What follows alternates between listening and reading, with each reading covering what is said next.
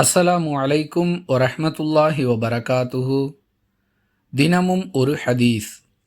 பார்வையற்ற நபித்தோழராகிய இத்பான் இப்னு மாலிக் ரதியல்லாஹு அன்ஹு அவர்கள் ஒரு நாள் ரசூலுல்லாஹி ஸல்லல்லாஹு அலைஹி வஸல்லம் அவர்களிடம் வந்து, இருள், வெள்ளம் போன்ற காரணங்களால் பார்வையற்றவனாகிய என்னால் தொழுகைக்கு செல்ல முடியவில்லை.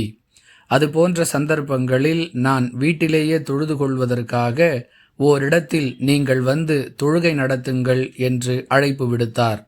அவருடைய கோரிக்கையை ஏற்ற ரசூலுல்லாஹி ஸல்லல்லாஹு அலைஹி வஸல்லம் அவர்கள் அவருடைய வீட்டிற்கு புறப்பட்டு சென்று, நான் எந்த இடத்தில் தொழ வேண்டுமென்று நீர் விரும்புகிறீர் என்று கேட்க அவர் ஓரிடத்தை சுட்டி காட்டினார். அந்த இடத்தில் ரசூலுல்லாஹி ஸல்லல்லாஹு அலைஹி வஸல்லம் அவர்கள் தொழுதார்கள் என மஹ்மூத் பின் ரஃபி என்ற தாபிஈன் கூறுகிறார்.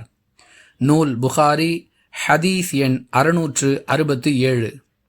அன்பிற்குரிய அல்லாஹுவின் நல்லடியார்களே, பள்ளிவாசலுக்கு செல்ல முடியாத சூழ்நிலை யாருக்கு இருக்கிறதோ அவர் தம்முடைய வீட்டிலேயே தொழுது கொள்ளலாம் என்பதற்கு இந்த ஹதீஸ் ஆதாரமாக இருக்கிறது.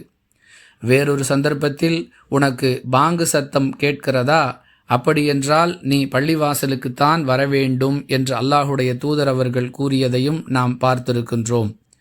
அப்படியென்றால் பாங்கு சப்தம் கேட்டு பள்ளிவாசலுக்கு வரக்கூடிய அளவிற்கு அவருடைய உடல்நிலை ஒத்துழைக்கும் என்றிருந்தால் அவர் பள்ளிவாசலுக்கு செல்வது சிறந்தது.